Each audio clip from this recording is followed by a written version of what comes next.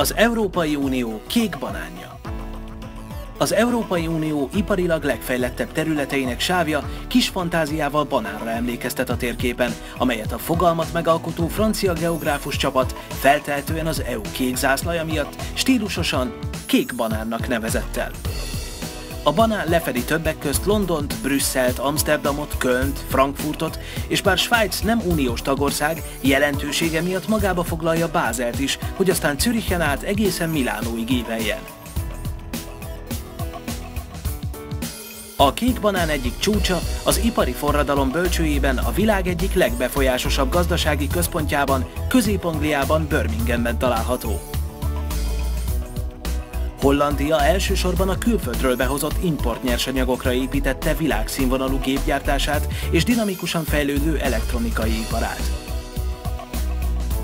A legkiemelkedőbb holland gazdasági központok Amsterdamban, Rotterdamban és Randstadban találhatók. Belgium kulcsszerepet játszott az európai integrációs folyamatokban, a belga főváros Brüsszel az EU és a NATO székhelye. Belgiumban a világhírű textilipar mellett továbbra is jelentős a vegyipar. Az észak-flandriai régióban Antwerpen és Gent gépgyártásával tűnik ki.